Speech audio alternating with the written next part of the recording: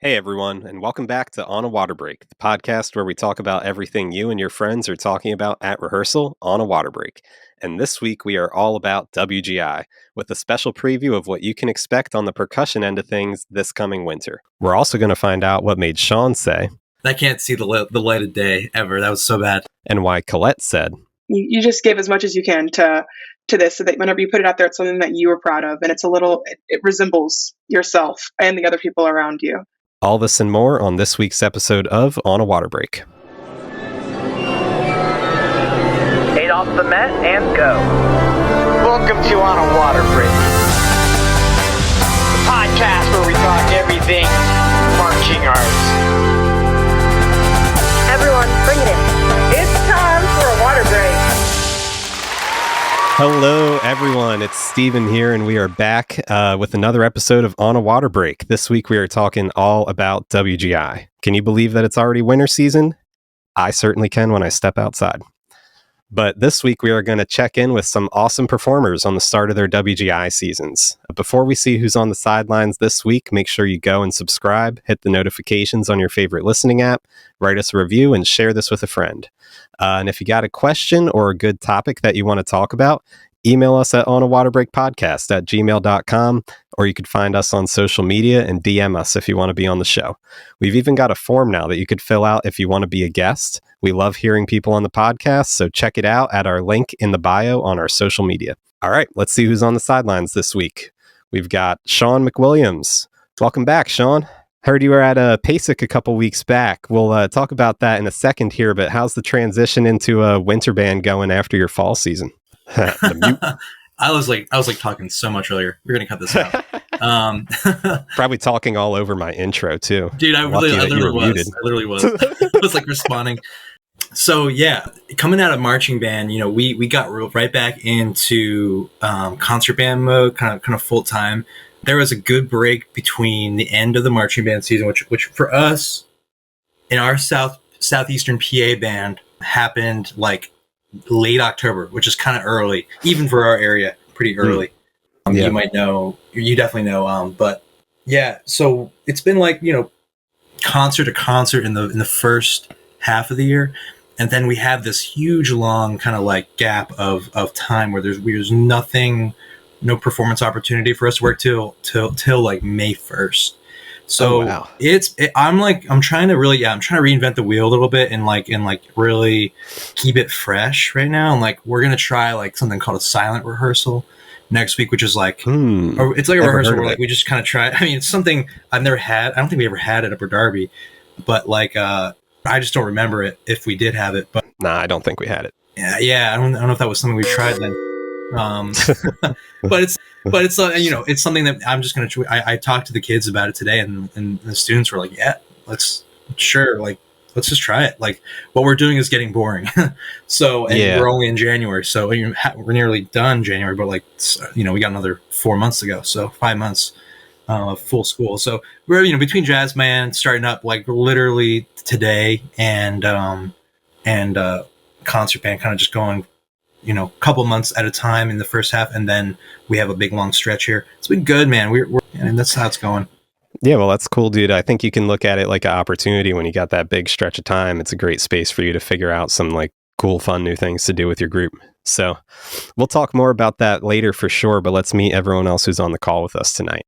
We've also got Colette Lymon from Music City. How's the start of your season going? Hi, it's been pretty good. It's a really strong group of people, and I've had a great start of my season. Travel's been rough since it's about a 10-hour drive for me, but I'm so glad to be back. Yes, but I am so glad to be back. It is my home completely. Wow. I'm going to want to hear more about all that in a little bit for sure. The farthest I've ever driven for band was about like 7.5 hours for X, but 10 is a different beast because 7.5, that's like, that was the most that I could have possibly done. Wow. We'll get to hear more about your Music City experience in a little bit, but let's just check out who else we got on the call real quick. We got Jacob Witten from Broken City, moving out to the West Coast. So what's that been like for you, Jacob? It's been great. I decided to move out here for Broken City. I'm originally from Colorado, so coming out to California was a huge change for me. And I'm having a great time living with some of the other out-of-staters here. I always thought it was cool when I was at X, like when you do get that pod of people from out of state and they kind of just, now it's like drum corps almost, because instead of doing weekend band only, you're like locked in to weekend band all week since you moved for it. It's like a totally different beast. So that's awesome. Can't wait to hear more about what you guys have been up to. Back over on the Colorado side of things, though, we've got Antonio Lozano from Blue Knights. So same question. How's the beginning of your season been going, Antonio? I'd say it's been a great season, great group of people, and I think it's definitely a better start than the last couple of years. Oh, nice. Yeah, that's cool. I'm excited to hear more about like what makes you feel that way as we get a little bit more into each of these ensembles later on in the call. But thanks for popping on the call with us here. And last but certainly not least, we have Vic Ensler from Infinity 2 Percussion down in Florida. So we're really covering all of our geographical bases and time zones right now. Spare for maybe we should have had someone from Central Time. Is Colorado Central Time or Mountain Time? We're Mountain Time. Mountain Time, yeah. So I think we're missing one time zone. We were so close. But Vic, how is Infinity 2 and all the other folks over at Infinity going? Infinity 2 has been amazing. It's so fun. It's my first time in a world ensemble, but yeah, I know all of them are just excited to get rolling. Yeah, I love the Infinity 2 show design, actually. Like, I think was last year the pirate show, or am I thinking back too many? No, they did the pirate show last year. It was so sick. Yeah, the pirate show was actually like super sick. I think that like, man, I'm getting ahead of myself. We're going to want to talk more about Infinity later, but I really like the way that they like work their designers up the chain as well, so that people are getting, by the time you're designing for even Infinity 2, let alone Infinity, like just really skilled in putting together a good program. Yeah. So that's awesome. Why don't we take a chance now? We're going to get into these 32 count life stories so that we can get to know everyone a little bit better. The 32 count life story is exactly what it sounds like. You're going to get about 30 seconds to catch us up on everything. Cram it into 30 seconds in your background here that brings you up to where you are today. So it's really actually not that deep, but Colette, do you want to get us started? I'd love to. All right, you're going to get 8 and in off the Met. All right, my name is Colette Lymon. I was born in Hattiesburg, Mississippi, born and raised, and I've always been in music. Music has been a part of my life since birth. I started piano at 6 and moved into percussion at 9. I started playing marimba at Federal High School up until I was 16, whenever I auditioned at Mystique. It was the biggest shock of my life, and I've now been proud to call that my home. It's my second year there, and I'm excited to see what the pageantry world has in store for me the next couple of years. And that's about all. Wow, so you went straight from pedal to MCM? Yes, I did. That's very impressive. Thank you so much. That's no small task at all. That's nuts. Yeah, that's pretty crazy. So wait, how many seasons do you have left then? My age out, I just turned 18 last week, and my age out is 2029 for WGI and 2028 for DCI. So I have about 5 seasons left. I have a lot of opportunities left for me. Yeah, that's crazy. Wow. I'm excited to see where it goes. Well, you're probably gonna be running things at MCM someday. All right, Jacob. Looks like Colette led a good example here. You ready to give us your 32 count life story? Let's do it. 8 and in. So I'm Jacob. I'm from Colorado. I originally started World with Rise Percussion. I started there towards the end of the 22 season and returned for 23 and 24, all on bass 2. And then I decided to come up to California for my age out. So I'm super excited to be with Broken City, and I'm having a great time. Nice. Yeah. A buddy of mine from Unite, he's a cymbal player, and he used to teach Rise. I'm not sure if he would have been there in 2022. Any chance you know a guy named Alex Hartley? I do not. No, sorry. Okay. He probably stopped teaching maybe back in like 2020, 2019-ish instead then, I guess. But dude, I didn't realize you're a bass drummer. That's awesome. What drum are you playing at Broken City? I'm on bottom bass. Bottom bass at Broken Yep. City. Nice. Well, that's cool. I'm going to nerd out about bass drum with you later on in the call, but we'll save our listeners that for now. Antonio, you ready to give us your 32 counts? Yeah, I'm ready. Cool. Let's get in there. Hi, my name is Antonio Lozano. I was born in California and quickly moved to Colorado because my dad's in the military. I got 3 siblings. I started band in 7th grade on clarinet and then switched to percussion in 9th grade. And after I graduated, I marched with Jersey Surf. This last season, I marched with Spirit of Atlanta. And this is my 3rd season in the Blue Knights Percussion Ensemble. I teach at a few of the high schools in the local area. And then even though I have all this music experience, I'm going to school for communications and for film. Nice. Yeah, no, I was much the same, man. Love music, and honestly, I wish I was doing something with music professionally, especially lately. Haven't been loving it. But sometimes you just gotta, keep the two separate. Keeps a little bit more peace in your life when you're not trying to make all the money off of your passion. But, honestly, you could be making money off the passion in communication and film as well. Probably are. But that's awesome, dude. And pardon me if I forgot, but what instrument do you play? Oh, all front ensemble. Only keyboards. I've never marched in my life, except for parades. Okay. Let's go. Yeah, Sean's your man. Wait, Antonio, sorry, really random question. Do you happen to know Mike Nevin by any chance? I know him. We've talked before, and I've had different. Yeah, I've met with him a few times, but I don't know him. Gotcha. Me and Steven kind of had him at Upper Darby High School in PA in 2014, 2013. And Steven in 2012 probably too. Back in marching band, yeah. When we had him for marching band over there. He was awesome, dude. He was really good for us as high school. I don't think he was teaching that much at BK PE anymore. No, I've never been taught by him, but he's given judge tapes, or not judge tapes, but just some feedback stuff for high schools and everything. Yeah, he loves BKPE too. He was really big with them in the early 2000s. He was with them when they were winning stuff and everything. And anyway, sorry, the connection came to my mind. Sorry, continue. Yeah, no problem at all. And then Vic, why don't we get you started with your 32 count life story now as well? You ready to get going? Yes, absolutely. All right, cool.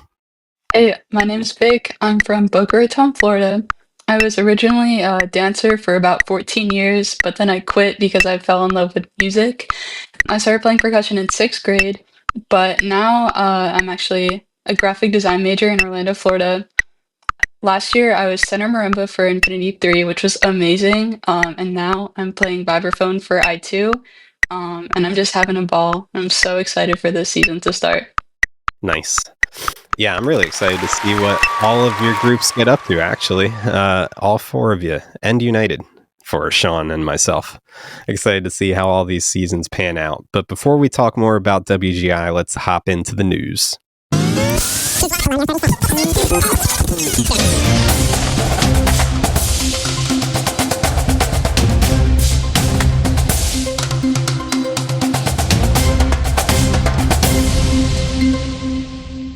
All right. Vic, do you want to get us started? Looks like you've got the first one lined up here. Yes, I'd love to talk about the PASIC 2024 recap. PASIC 2024 was in Indianapolis. It featured standout performances, educational sessions, and one of the largest exhibit halls in the event's history. It showcased the latest innovations in percussion instruments, compositions, and products. Wow. The RCC Drumline from Riverside, California, they made its PASIC debut, offering main stage performance, movement for drumline masterclass, a culture building session, and a program design clinic. This event also recognized PAS legacy members, which is those who have attended 40 or more conventions. Before the Friday evening concert, outgoing PAS President Julie DeVilla announced the completion of a strategic plan developed with Taylor Advising to guide the organization's future. For more information, visit www.pas.org. Nice. Yeah, that's interesting. I've never actually gotten to be to PASIC, but I know that my friend Sean here got to go this year. Sean, what did you think of PASIC this year? Oh my gosh, I love PASIC.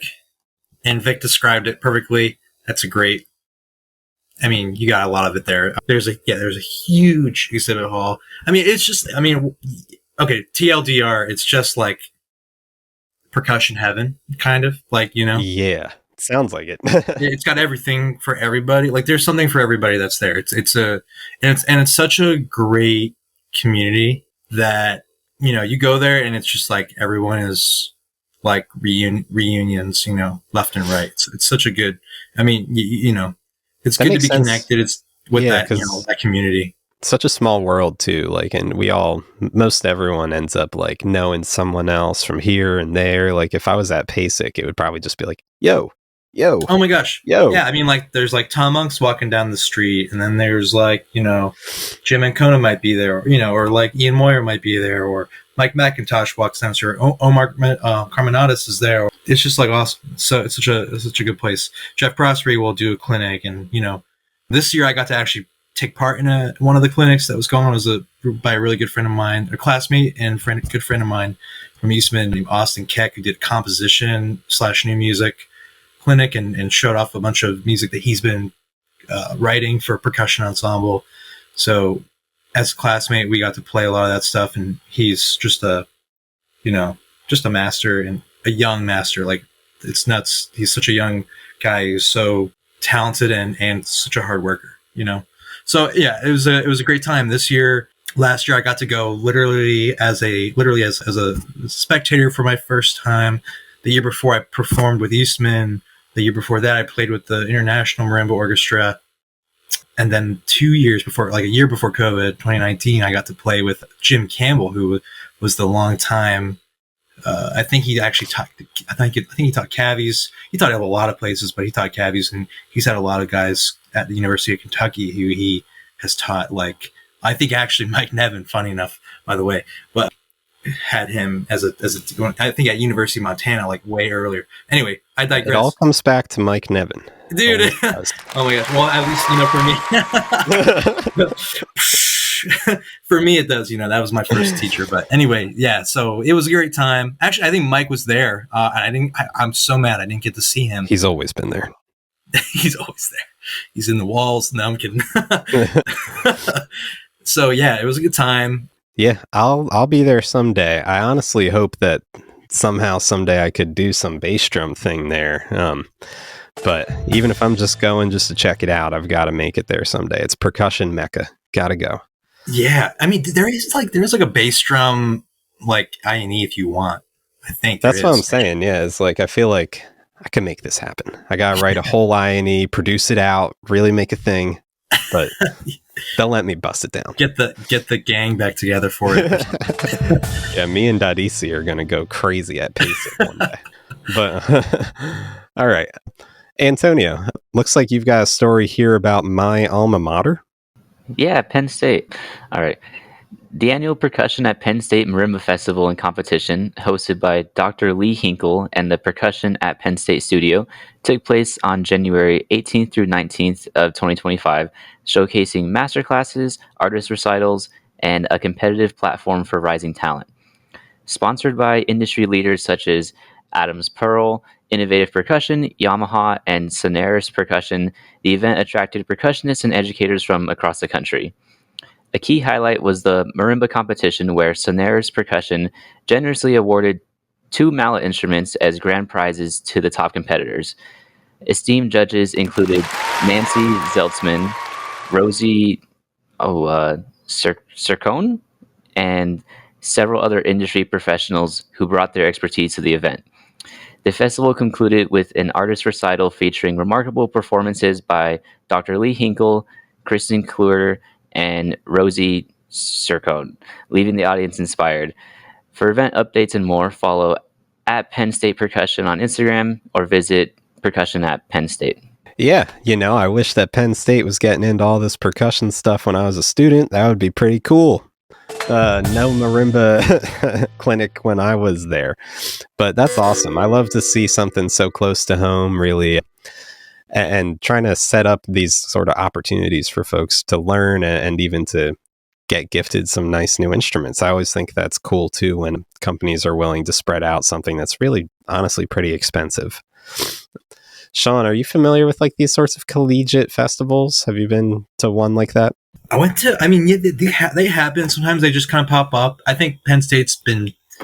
I think they did something last year too, or maybe 2 years ago. They did something pseudo recently, but maybe at a different time of the year. And it's so good for the local community. Like when that sort of thing can happen. Like I know a bunch of Westchester people who are, though it's like a kind of an adjacent PA school, PA university, big PA school. Yeah, and some people. I don't know if people from Temple ended up going. I know, but it got a lot of people to come up, and I think a lot of the competitions attract that too. It's so good. That stuff can sometimes pop up. Like PAS actually kind of used to and still does have these days of percussion, which are like a 1 day a year like festival featuring like. It'll be like the Philadelphia Orchestra. I'm just telling you about our area specifically. I think there's a lot of stuff that happens like this in Chicago. Like there's stuff in Austin, Texas. These kind of big like hot spots. New York, Boston, Tennessee, like Nashville. I think there's a marimba festival or a marimba like academy institute sort of thing forming in Nashville with Vanderbilt this year, and not too privy to the stuff out in the West Coast. Maybe Jacob knows more. But yeah, I think it's so good. It's such a good thing. It's fun to go to too. I mean, you don't even have to perform or compete if you want to just go and learn. It's great. Yeah, dude. Someday I'm gonna start the Penn State Bass Drum Festival. Let's go. I'll register. You got me, man. All right, Colette. Looks like we've got a story that you're sharing from one of our friends of the show, Drum Corps Today. What do you got? All right. Drum corps is expensive, and with world-class corps averaging 5,470 and open class averaging 3,352, this tuition has become a massive barrier to entry for so many talented people who love the activity. If you're in a position to donate, please take a minute to check out their fundraisers, and if you aren't, engaging with this post and sharing it are still great ways to help them achieve their goal. If you're marching this summer and are looking to get your fundraiser added to the list, check out the post pinned in the fundraising highlight of our profile and fill out the form. Nice. That's actually an awesome resource, but I want to call attention back to some stat there that I thought was crazy. The average world-class corps tuition is $5,470 now? Yes, and I've even seen some get up to $6,000 just for a summer. Yeah. That's insane. That's a lot of money. Well, definitely sounds like things like what Drum Corps Today is putting together are more important than they've ever been. So if you're someone who's marching soon and you need help raising funds, go check out Drum Corps Today page and check out the post pinned in the fundraising highlight on their profile. I'm sure that it'll be a good use of your time to try to get some help towards next summer's tuition. And Sean, Flow Marching is setting a new streaming schedule. Can you tell us about it? Yeah, so check this out. It's on flowmarching.com. If you go to actually it's posted in December, it looks like. So this has been out for maybe about a month and a half, maybe a month.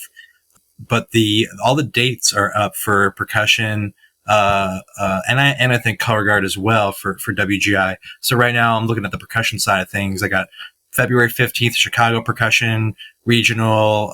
Trumbull is that same day in Connecticut. Orlando, Florida. Temecula, California is the next one on this 22nd. Looking ahead, it's got things for everything. March 8th, almost every weekend there's something going on. Dartmouth, Massachusetts, Jackson, Missouri, Waconia, Minnesota, Powhatan, maybe I'm not saying that right. Powhatan, Virginia, Harriman, I got it. Harriman, Utah, yeah, lots of stuff. It looks like WGI Finals is, and I requested off for work, so I know this kind of freshly. April 10th through 12th is the Percussion World Championships. That's going to feature, I know it's like literally thousands of people and thousands of students, and it's not too much to say thousands. I think I don't have this number in front of me. I'm kind of just remembering, but it's a lot of students. Kind of just got me thinking, man. I was like, dang, these shows are creeping up on us, aren't they? Trumble's coming. We got 2 weeks, baby. It's just 2 weeks. Just 2 weeks till our first show. I think it's like literally 2 or 3 weeks. Yeah, 2.5 weeks, man, till the first kind of round. Oh boy! All right. Time. Yeah, it's crunch time. We gotta get rehearsing. Yeah. All right. Yeah, man. Well, we've got to get back out there because it's crunch time until we got to get these shows going in a couple weeks. So we're going to get some practice in real fast, and we'll be back with a little bit more about this upcoming WGI season in a couple minutes.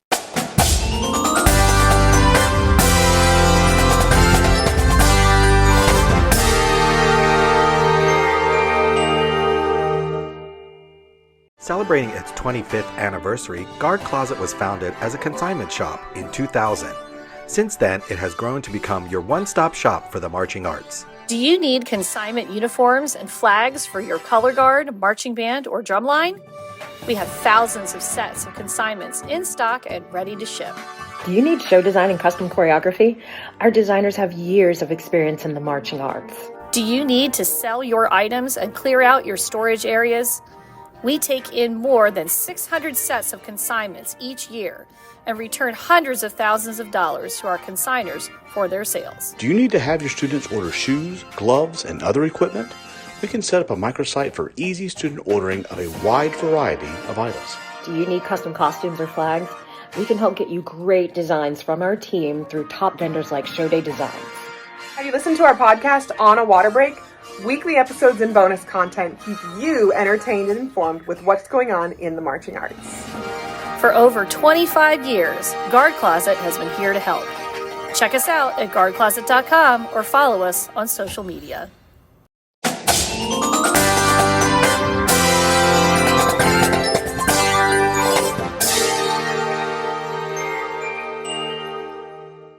All right, everyone. So we are back now, and it's time to dive a little bit deeper into the WGI percussion season that we have coming up.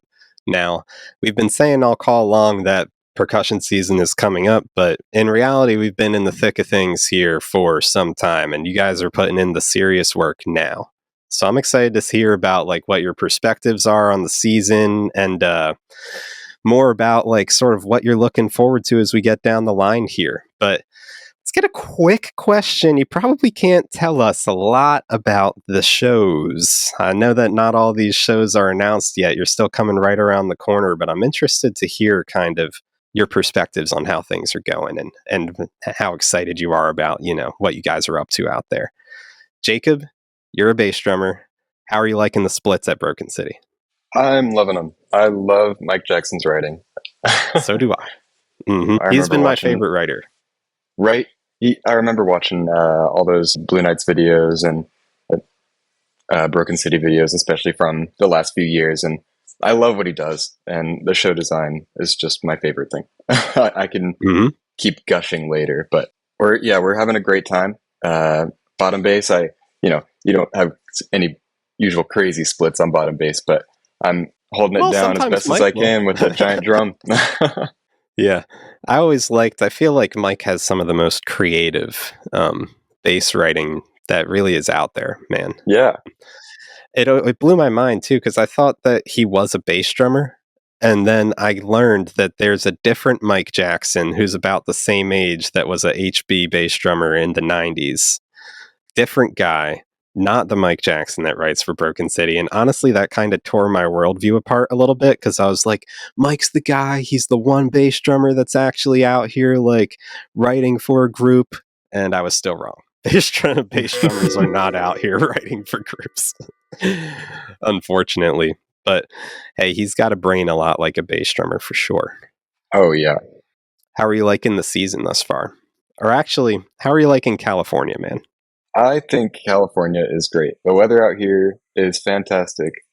Besides, I know there's been a lot of wildfires recently. Oh, yeah. I guess that actually is tricky. Has that impacted your actual like rehearsal dynamics and things like that this year? Thankfully, we are pretty distant from the LA fires, although I know there are a lot of people who lost their homes and of course can't do their regular rehearsal things, which is very sad. Fortunately, we're being so far. We had the pleasure of staying outside, although it was very windy. That was a big thing here. I've been hearing that was a big part of why the wildfires were really causing so much damage. Tragic what's been going on out there, but it is nice to hear that Broken City is, able to keep on humming along, and you guys are still churning and doing what you guys do. Right. So that's cool. We'll get back to Broken City in a little bit here. But Vic, why don't you tell us a little bit about Infinity 2? Is there anything different that you would say from when you were marching Infinity 3 to how you're marching Infinity 2 now? That you're like, wow, this is a big change. Oh, it's definitely different. Going from like the open class to the world class is like a huge step. Expectations are higher, the music is harder, but Mm-hmm. like the staff is amazing. They've really just been making it a smooth transition for me, and I'm very grateful to be marching I2. Nice. So, like, one thing I always think about with Infinity, particularly I2 last year, is that like it's a very theatrical production through and through. So, like, are they training you guys on bringing that sort of a theatric vibe, or is that just like something you pick up on from being around? What's your experience there? They're definitely very big on performance, but music always comes first. I think a lot of the times performers can just like find themselves in what they're playing, and that kind of just ties it all together. Mm-hmm.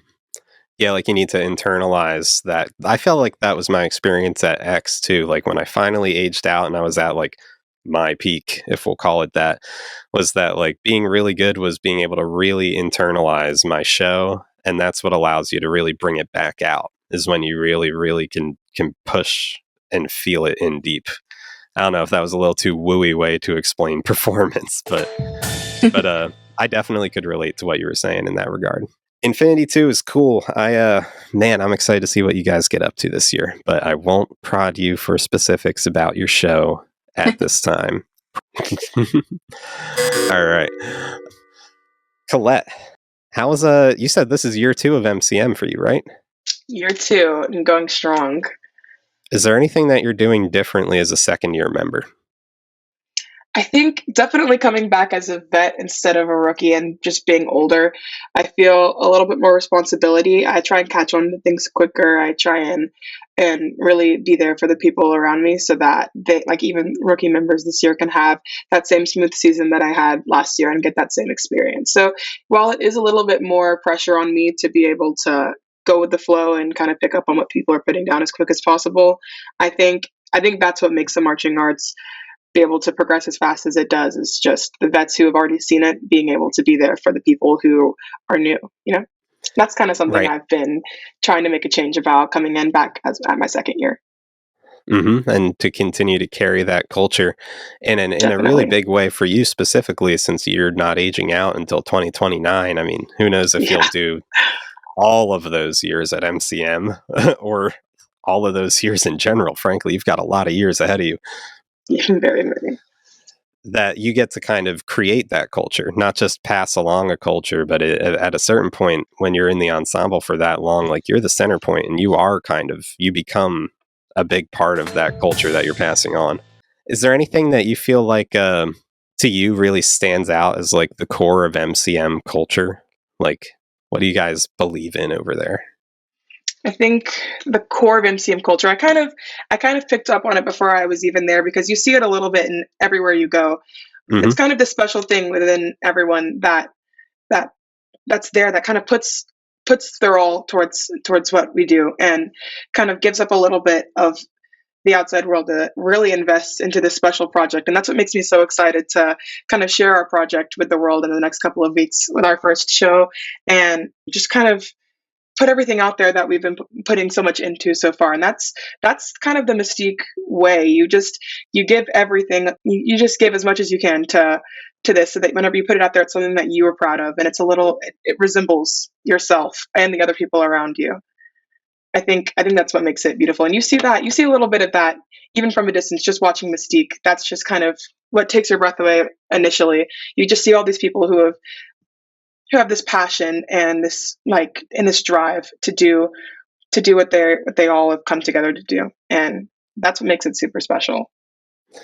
Yeah, that's a good way to put it, because to call a spade, I marched Rhythm X. We've got a very nice friendly rivalry between our two ensembles.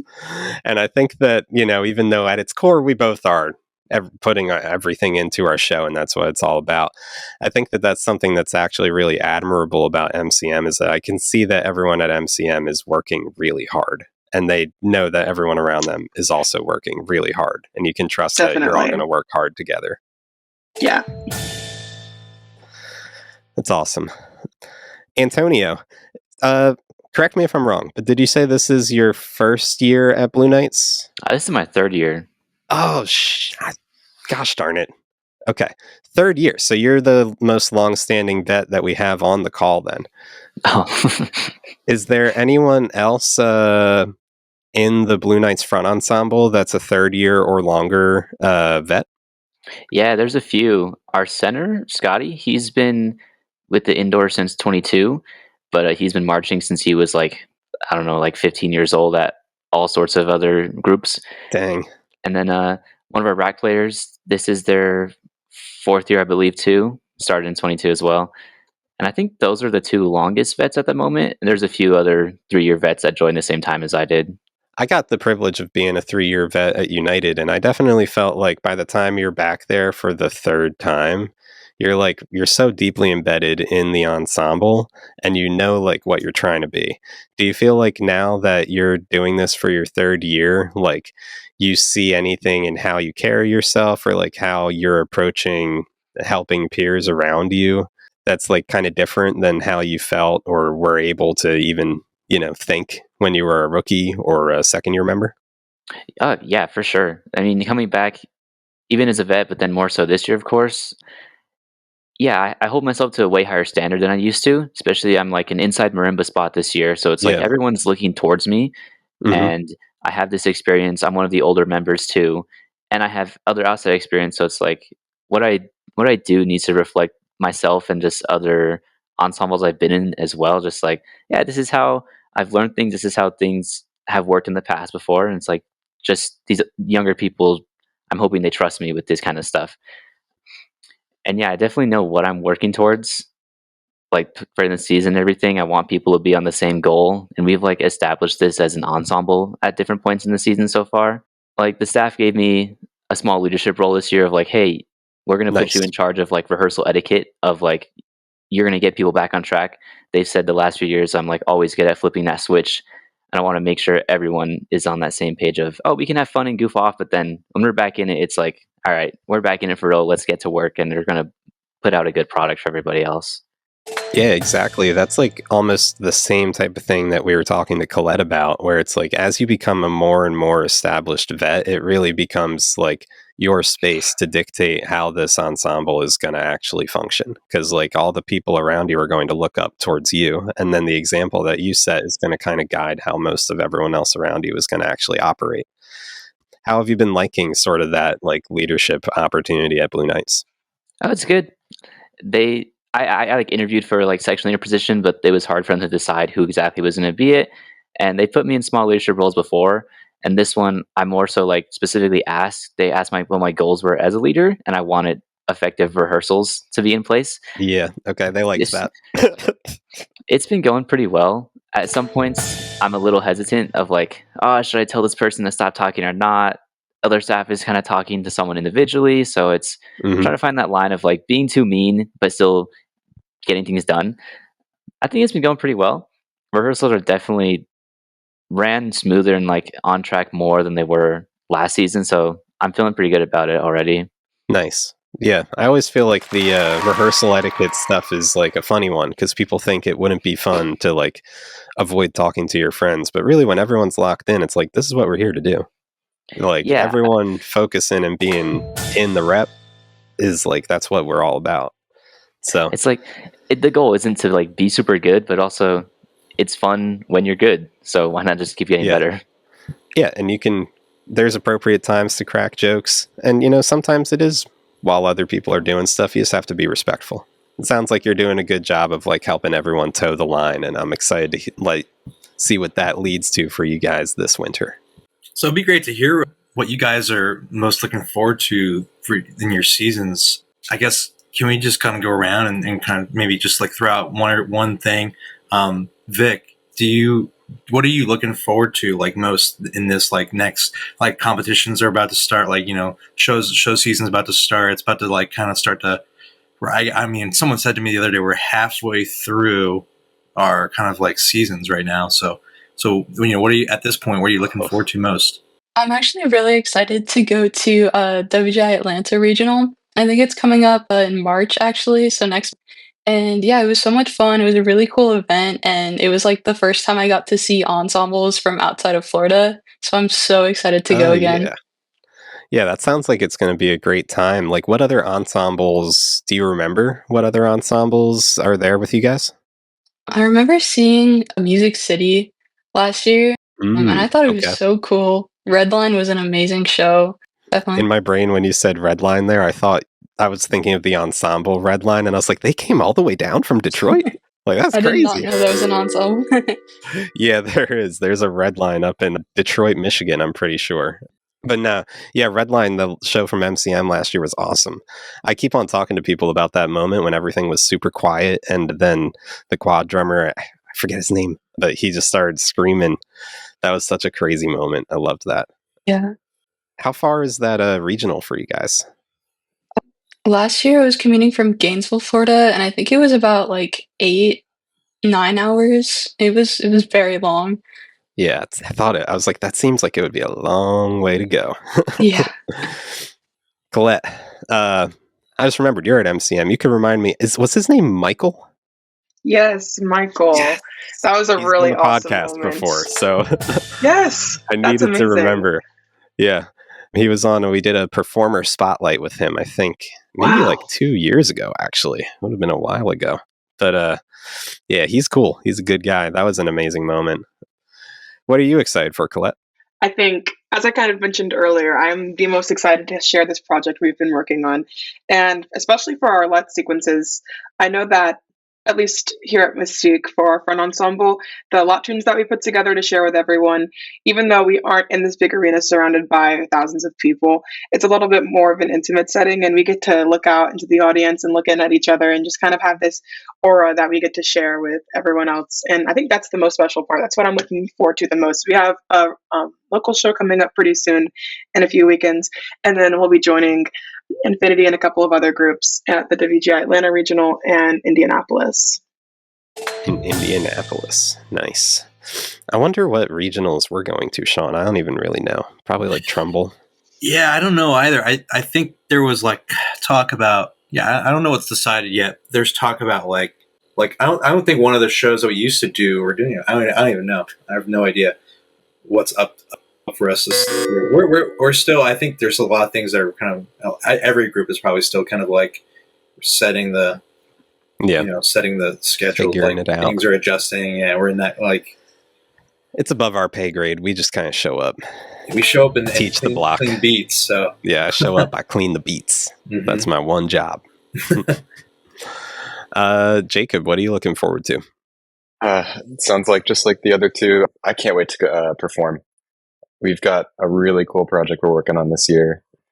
I know we just got our orders in for our uniforms. I can't wait to try them on. Nice. They are so beautiful. I can't wait for everyone to see them at our premiere show in a week and a half. Oh man, you feeling ready? Oh yeah, of course. Oh yeah, nice. I'm gonna have to check that out. You guys usually put on a live stream for that, right? I believe so. Yeah. We also have ticket sales online. Those are up.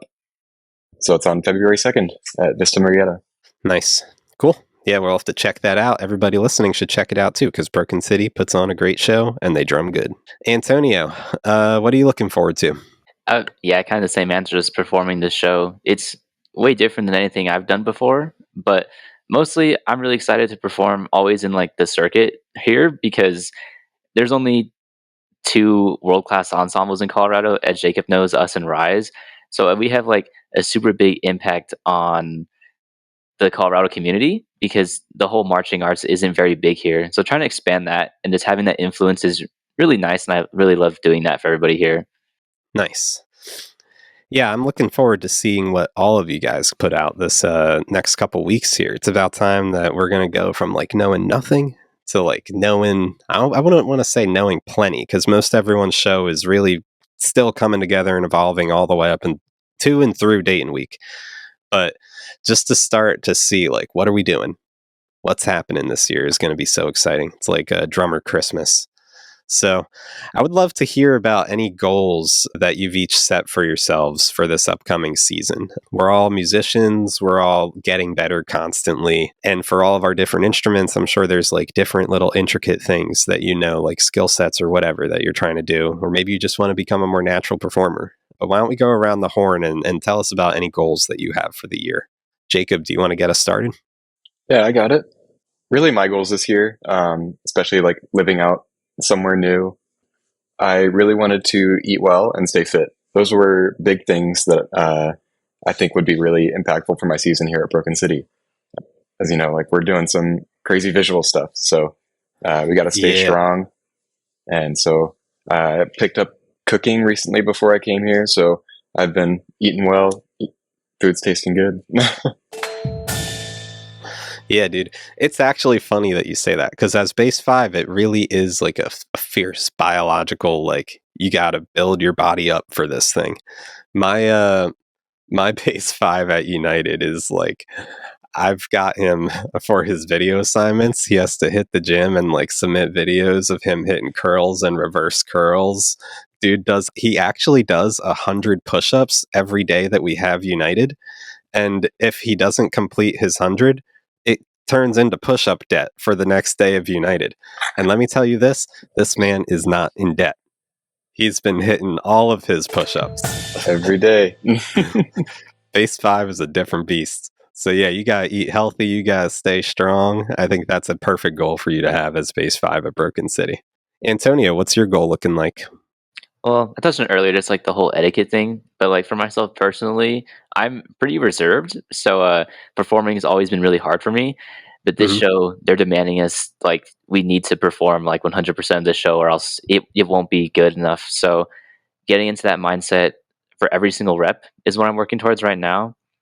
And then technically, my laterals need to get better still. My insides aren't coming out as evenly as my outsides. So just that. Nice. Yeah, I wish that I could offer some good advice about those laterals. Perhaps Sean could, but I will not be your guy on those laterals. Just got to do your method of movement book, man. Just got to get in that Lee Stevens book. No, I'm kidding. I mean, that may work. That probably will help. But Word. Well, good luck with all that, man. Especially the performing thing. I think that, like, it helps to be in like your third year, because it's kind of, to me, it's always hard. You can't focus on performing while you're focusing on playing clean. So playing clean has to become second nature, and then that's the place where you can focus on performing, because you don't have to focus on playing clean.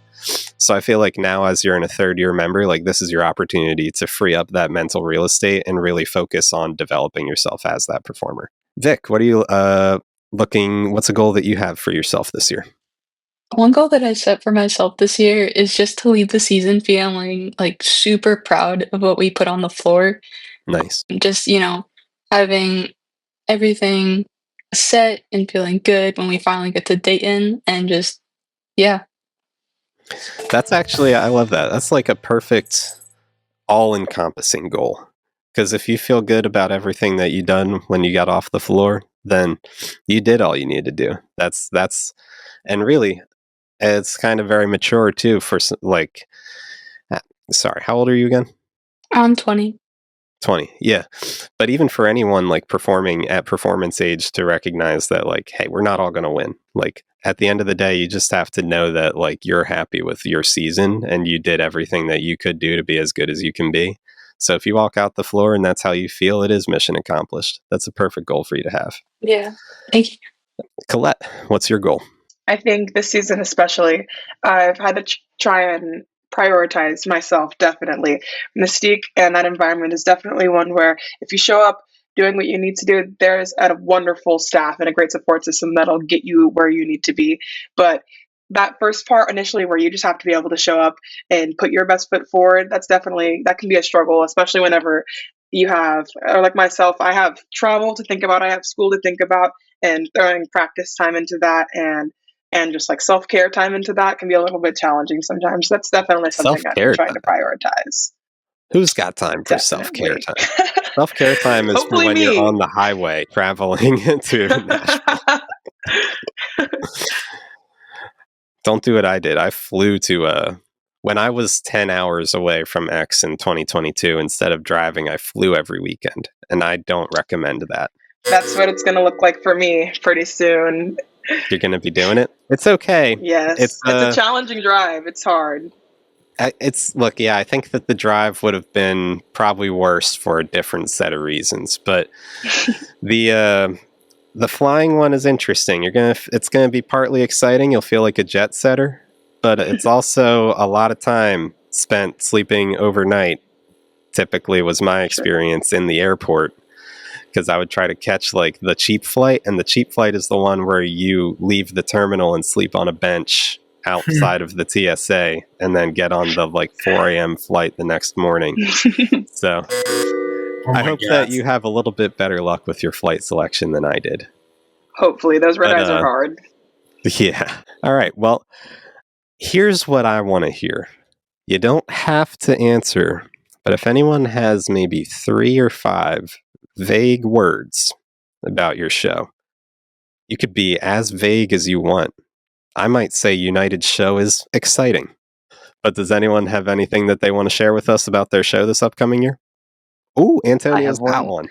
It's not really for like the show itself, but I thought it'd be fun to say that we got our new floor is massive. I'm pretty sure our staff said it's as big as we can like legally have on the floor.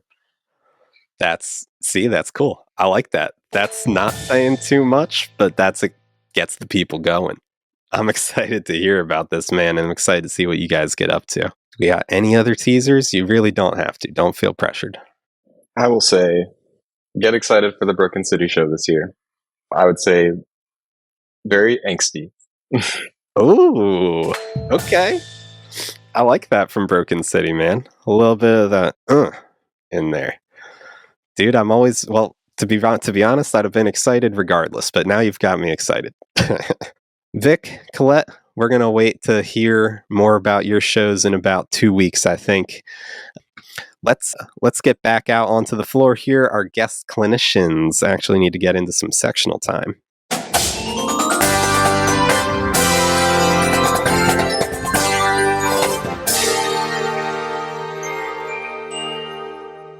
Marching by Montez is a visual design business based out of Raleigh, North Carolina, but provides services to ensembles all across the country. Our services include custom drill and staging for marching bands, indoor winds, indoor percussion, and winter guards, as well as custom band and guard choreography for all 3 winter idioms and marching bands. We now offer program coordination for ensembles throughout the U.S. and custom graphic design for all of your uniform, props, flags, and floor needs. In-person and virtual program consultation options are now available through Marching by Montez, as well as custom sound design for your indoor winds backing tracks, winter guard soundtrack, and show soundscape needs. Visit us at marchingbymontez.com, contact us at joey@marchingbymontez.com, and check us out on social media at Marching by Montez.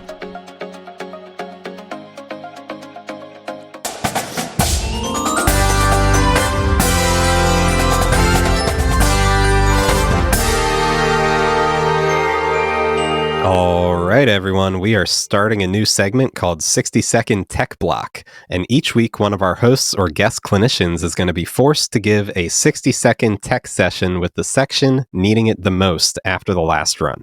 So basically, our special tech this week has to choose 3 topics that they think they can give a 60 seconds nonstop speech about and maybe help some people out there along the way. And this week, Sean McWilliams is our guest clinician. Sean, you said that your best topics were the many hats of a band director, tuning the timpani properly, or pushing instruments up the ramp at the UD Arena. So, everyone on the call, what do we think that Sean should talk about? Pushing equipment up the UD Arena. Yeah, that one. I agree. That sounds really interesting. All right, that's what you get, Sean.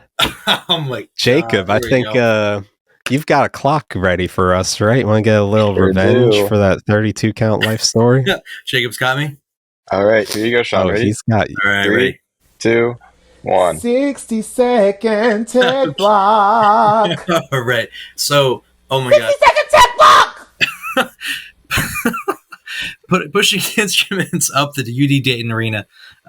My oldest memory, I'll just tell you a story to start this out, all right? So my oldest memory, I remember carrying literally 2 timpani, one in either, pulling them by their struts, one hand at a time, and having people push from behind me up, and then literally putting them off to the side, sprinting back down, which is like literally like almost a vertical drop, and then grabbing the other 2. That was when I was a freshman in high school. I remember that, and I remember literally the tech.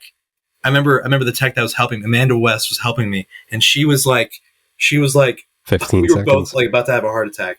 Every other time I've had like 5 or 6 people help me and grab, like maybe Steven helped me when I was at United, but like he would probably be carrying a bass drum and a prop in one hand and then like a timpani. 60-second tech block. Oh my God. Yeah, literally the most rush moment. 60-second tech block. Feels afterwards are awesome.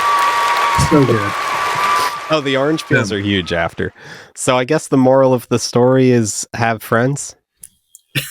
If you need to push equipment up the UD Arena, you better have friends. Sure, especially when you gotta think strategically here. If you're a timpanist, if you got a synth like cart, or if you got like, if you got put on prop duty, you need a hand. You never know when some drum set cart guy could possibly hold your stuff for you. You never know. Yeah, you gotta take that opportunistic help, man. Because you ain't pushing that big thing up the tunnel yourself. I doubt that. All right. Well, Sean, great job with that one. That was a fun new bit. I'm excited to see how we get into that one more as these episodes go on here. But I think it's a good time. Let's get into my favorite segment, the What Are We Doings? What are we doing?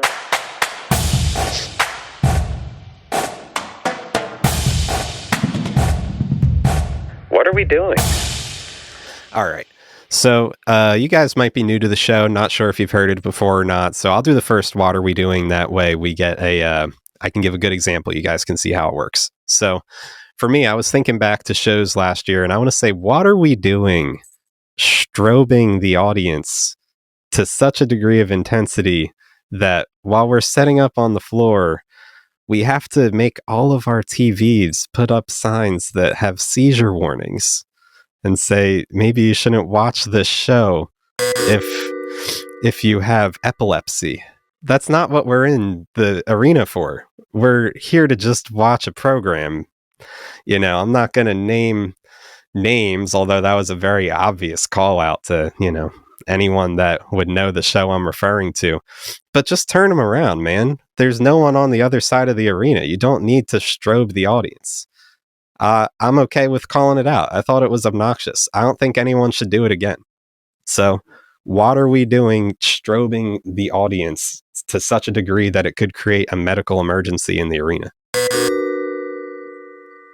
But yeah, why don't we pop in here? Let's see. Sean, do you got a What Are We Doing for us? This What Are We Doing almost needs what I'm about to ask for. So media training for everybody.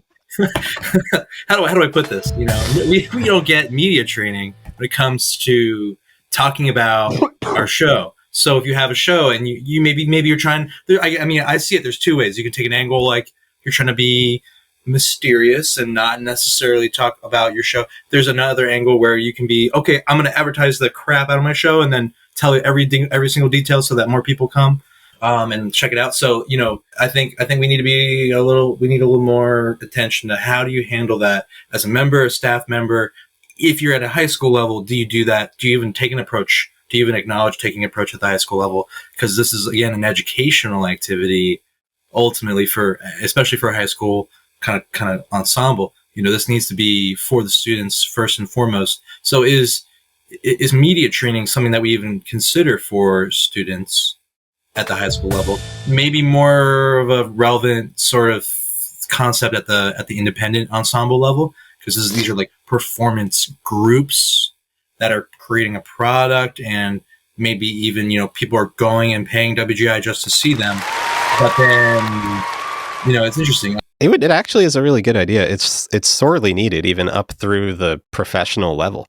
I just had a run-in with this at Eagles Drumline like last week, which it's funny. Even Eagles Drumline, I'm like tiptoeing in murky waters here by like talking about it. When we had a news gig, because the Eagles are doing quite well, go Birds. We had a gig on the Friday morning news in Philly, and I was out there, I was playing some bass drum. We get done, and the newscaster turns and he puts the mic in my face, and he's like, "So what's going to happen on Sunday?" And I was like, "Oh, the Birds got this."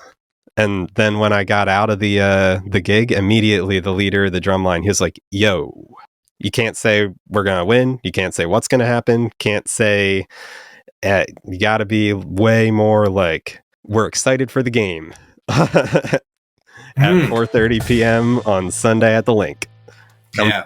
You gotta turn your robot on for a hot second and be like, you gotta filter that question through AI first, I think. You need a little AI. I mean, I thought I would be towing the company line by saying, Birds got this. Right? But yeah, no, a little bit of a... Like, I bleed green. Nope, you cannot. I wear green. I wear green. No bleeding. No bleeding. No bleeding. So a little bit of media training, I think, would have gone a long way for me too, all the way still today. So I think you're onto something, Sean. But all right, it seems like we might be getting the idea here now. Colette, do you have a what are we doing? Just anything in the marching arts that you think like, why do we do that? We could do better. I have been thinking about this one recently, especially preparing for our upcoming show. What are we doing with the 2 to 5 second scramble before we get off the floor? I know we have a certain amount of time set for us to get on and off so we can keep things flowing. And I know the length of shows kind of accounts for that time, but especially last year with just so many things going on, and even in my high school group, the show would end, there would be that like 5 seconds you're looking up, it's like the best time of your life, you're so proud of everything, and then there's just chaos ensuing for like the next 30 seconds, and then your quads are burning, and then you're pushing up this crazy ramp. It's the quickest turnaround I've ever seen, probably the biggest vibe change ever, of like highest high to like, oh my goodness, this is the hardest push of my life, this is so stressful. That time could be extended by maybe 10 more seconds. I think it would make it so much easier. So much easier. Yeah, I think you're right, actually. There needs to be a way that we could toe the line where we're like, you're not allowed to make your shows longer. That's not what this is for. You're not supposed to take longer setting up or anything. Just like these additional 15 seconds are for you to just chill for a second and not like have to go run around, and it almost like takes you out of it a little, even as a performer. It takes you out of the moment. Someone says break and then you like get the Pavlov dog response and just start running towards side 2, like crazy. Jacob, do you got a what are we doing for us? I do. So what are we doing not physically preparing for the winter season? I mean, you should be doing it for summer as well, but having my goals being like eating well, staying fit, like I believe that has like really helped me this season. I think if I had come in to Broken City, like marching a large bass drum that I'm, not used to, I marched a much smaller one for 3 years. So going on to a 28-inch was a big change for me. But physically preparing and having a lot of help with that has helped me so much. Like Broken City right now is a partnership with Forte Athletics, if you've seen online. Oh, nice. I believe Forte Athletics is doing something with Infinity as well. I think a few other groups. We do all that we can to perform at our peak. Yeah, no, it's a great point, man. Because like, it's funny to me. Everyone always likes to talk about how the marching arts are a sport. And, I don't disagree. But if you're one to proclaim that the marching arts are a sport, you should treat yourself like an athlete treats themselves. You should eat well and you should exercise. It'll make you better at the activity. We are athletes. Mm-hmm. Exactly. Yeah, but not everyone treats themselves like one. It's nice to hear that you're out there and you're taking good care of yourself, man. That'll pay dividends as you get towards the end of the season. Antonio, do you got a what are we doing? Yeah, I do. So as instructors, what are we doing given comments that last 5 minutes during rehearsal? Like if it's a small thing, like, hey, your hands were uneven at this part, just go up to your student and say, hey, your hands were uneven right here. Bring one up, find the middle ground, something. You don't have to go on a whole big rant on the philosophy of the anatomy of your hands and why they need to look exactly the same and the approach and all this stuff. Just keep the comments quick and simple. It keeps the rehearsal running. It keeps the students engaged. I don't know. I'm really frustrated with people who will find the need to talk about all this other stuff when it's as simple as fix this one thing. I think especially at the independent level, the performers know if they mess up something super small, they don't really need that reminder of that kind of thing. So either don't say it or keep it like as short as possible. I think it was Forte Athletics actually who said, try to keep your comments to like within one breath. And I actually really like that as an instructor. Yeah, no, that's a very good rule of thumb way to look at it. And I completely agree, man. That's like a lot of my philosophy as I'm teaching United. I feel like my responsibility is to make sure that the right reps are occurring and that we're getting good when we're repping is like how I feel as a tech. And, you know, everyone's got their own approach. Everyone does it how it feels right to them. But I'm right with you. I like to keep them working. And when I give a comment, I want to give the comment straight up the gut. You get the info you need and we're going to get back to work, you know, right there with you. And Vic, last but not least, do you have a what are we doing for us? Yes. What are we doing making props so big? It is a logistical nightmare for trucks. You gotta have more trucks to move it, and sometimes when they're so big, it could put performers in danger. And I think we should reconsider that a little bit. Yeah. No, you're definitely right. And funnily enough, there are some new WGI rules that like affect the safety of the performers as it comes to prop size. I know that just because like as we're at United this year, we're like somewhat limited in certain things that we can actually do with our props because now we know like this year this is a penalty. Like we have this prop, we like it, but we can't do that with it, you know, like stuff that we would have wanted to do maybe in years past. The activity is hopefully wisely maybe moving away from a little bit. Just find a different way, be a better designer. Find a different way to like put it. Set your equipment down. Gush and go. All right. Gush and go is nice and quick and easy. You just get about 60 seconds, go on about whatever you want. Something that's important to you. It doesn't even really need to be band related, or it can be band related if you want to. But this is your chance to gush and go on about whatever you want. Sean, you want to get us started with the gush and go? Yeah, my gush and go. Here, I'm going to gush. Ready? Let's go. Sorry, that was a bad joke. You know what? I'm sorry. Hard cut. No. That can't see the light of day ever. That was so bad. I should be we're keeping on fire after that. Okay. Here we go. Here's my gush and go. Okay, so my gush and go, I'm in love with and also always battling the need to improve my ability to like convey the needs of a good high quality music ensemble. And of course, coming at first place every single time is the student and the person and the student, the person, the core of what you're teaching, and then everything else, the practice skills, how to be motivated to do what you want to do or to do what we need to do in band as a group and what we decide to do, whether it's setting culture or just establishing like group goals, you know. I just, it's important to me. It's my kind of like it's my beast to kill this or to defeat this year. And just, I mean, it's kind of like as a first year teacher, it's kind of what I've got going on. I think you're going to figure it out, man. You're a good educator and you're a good musician. The kids I'm sure they're going to come around to it. And just as you get more time in there, you're going to get comfortable. Yeah, and I they like me. I think. I hope. I said something slaps today. I was like, "This piece slaps," and they were like, "What the heck did you just say?" And I'm like, "My generation made that word. Stop it. Stop. I'm not too old to use that word. I made that word. Stop." That's so funny that they're like thinking that you're too old to use like any particular like Gen Z slang. We all have the internet. Dude, they think I was in my late 30s. I'm like, guys. I'm like, are they high schoolers? Yeah, they're high schoolers. They're I'm like, both Gen Z. I know. I'm like, we're like 8 years apart, man. Like at the very, very okay, maybe like my seniors like 8 years apart. That's funny. So I'm like, all right, let's I'm not too old for that. Let's keep them on moving here. Let's get into these other gush and goes. But yeah, dude, you're gonna do just fine. Just don't rock the boat too much, and you'll be just fine. Colette, what do you want to gush and go on about?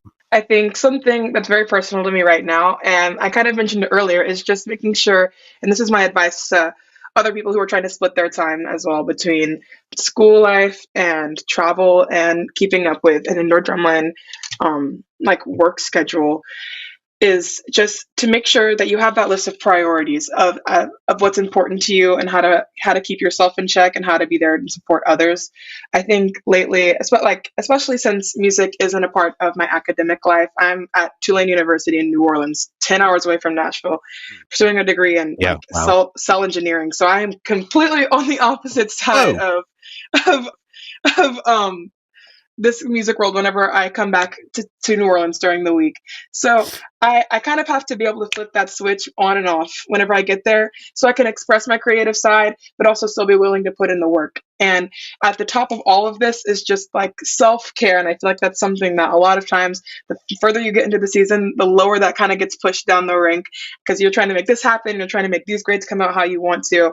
I think it's my advice and what I could talk about forever is just making sure that you have that list of priorities set in your mind of what you want to accomplish within a day and what you can accomplish within 24 hours. And if it can't happen, there's another day tomorrow and another one after that. And just to make sure to keep that all in check and keep that moving in order to have the best season possible and not to burn yourself out too quickly. And really, that's like a life skill that'll be applicable way beyond your years in a drumline, because I've been struggling with that lately just in my professional life. Really, really letting it bleed outside of the work hours and forgetting what's possible within a 24-hour day. Really? I'm not the one that's forgetting. My boss and my... I'll stop. I'll stop there. They're the ones that maybe forget what's possible in the 24 Media training, remember? They're not going to listen to this. They're not. Or maybe they will. Maybe the corporate finance world will enjoy On a Water Break. All right. Jacob, what are you gushing and going on about? So I actually recently picked up baking as well, like to go alongside cooking. So I've been having a lot of fun with that. It seems like my staple right now is cookies. So okay, it's great to like. I love to try out some new cookies, but I've been making these really good ones lately, and I love cooking on the weekends. Like being here at the house with everyone. Like we have some people come over for the weekend, like after a rehearsal. So I make some cookies. We all have some cookies. Go to bed. And, like that's dope. I'm just what cookie are you making? So my good ones right now. The chocolate chip. Those are really good. I have a really good chocolate chunk recipe. And I call them like these cinnamon roll cookies, but they're like cinnamon oatmeal white chocolate, like really good. Ooh. Ooh. Those sound incredible. I'm about to book a flight. Well, that's awesome, man. You keep having fun with that and keep rocking and rolling. I remember like some of the most fun I've ever had in band was at X after rehearsal at my buddy's apartment in Ohio, where we are living for 6 months. You know, that's the blast. Enjoy it. Vic, what do you want to gush and go on about? I'd love to gush and go. Definitely check out all 3 Infinity groups this season. They all have really great stuff going on. Also, a little bit like mental health and burnout are so important during the season. I know Colette talked about it a little bit, but it can really eat the life out of you. So being able to balance, your mental health and then all the music stuff you're going on is so important. And if you need a graphic designer for your show merch or anything else, come hit me up. I'm happy to do anything for your ensemble. Jeremy. Every now and then our friend Jeremy is interested in such things. So I'm sure if not him, someone out there should definitely hit you up. Awesome.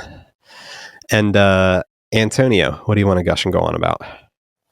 Yeah, so everyone knows that like Blue Knights Drum and Bugle Corps, that's like a whole big thing. And then I think a lot of people know about the Indoor Percussion Ensemble. But I think a lot of people don't know that we now have an open class percussion ensemble. Oh, really? Yeah, we brought it back last year. Nice. But there's no plans to go to Dayton as far as I know anytime soon. But I think it'd be cool for everybody to like go check them out on YouTube and throughout the season to see if there's videos posted and everything. Their show last year was pretty cool. I thought it was really good. And just like I think open class ensembles and like lower levels independent groups are really important for just like the activity as a whole, because you can't just jump to world class. Yeah. So I thought it'd be nice to give them a little shout out. Go check them out, and then I'll give shout out to Rise as well, other group in Colorado that we talked about before. Just check out everybody. Nice, dude. That's cool. Thanks for raising awareness of that group, because I was not aware that it existed. So we will definitely check it out. Hey, it's called Gush and Go, not Gush and Stay. Let's go. Jeremy didn't even let me hit my Gush and Go Birds. Can't believe it. Unbelievable. Go Birds. I'm so pumped. So pumped. That's my quick gush and go. Bass drum is led me to the point where I will be paid to go play bass drum at my favorite football team, the Philadelphia Eagles, at the NFC Championship home game this Sunday.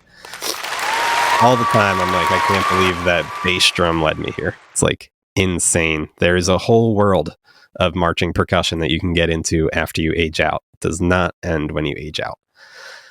All right, cool. So if you got a question or you got a good topic to talk about, email us at onawaterbreakpodcast@gmail.com, or you could find us on social media and DM us if you want to be on the show.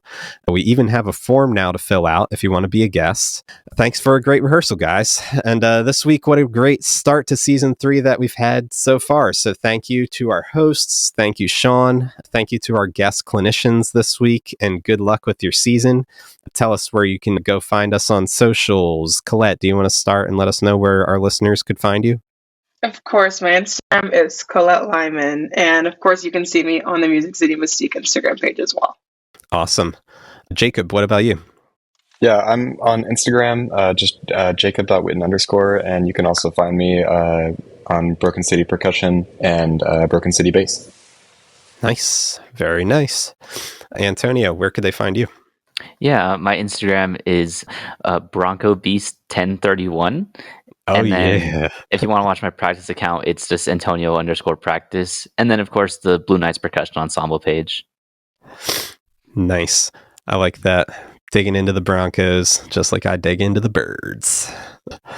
And Vic, where could they find you? You could find me Vic Ensler on Instagram, and also the Infinity Percussion page on Instagram, and the Infinite Front page as well. Very nice. All right, everybody go check them out, please. If you've got a question or a good topic to talk about, you could email us at onawaterbreakpodcast@gmail.com, or find us on social media and DM us if you want to be on the show. We even have a form now that you could fill out if you want to be a guest. We love having people on the podcast, so check it out at our link in the bio on our social media. Or you could just take out your phone, you can make a video, you can send it to us, and you might see yourself on the podcast soon. One more thing, don't forget we have our own YouTube channel now, and it's got many of our interviews as full video editions. Make sure you go check it out and subscribe. You don't want to miss the content that we have going up there. And before you close out your podcast listening app, please subscribe, write us a review, and share it with a friend. Follow us on social media at On a Water Break, and we will see you at the next rehearsal on a water break. The On a Water Break podcast was produced by Jeremy Williams and Christine Ream. The intro and outro music was produced by Josh Lyda. To learn more, visit lydamusic.com. And until next time, thanks for tuning in.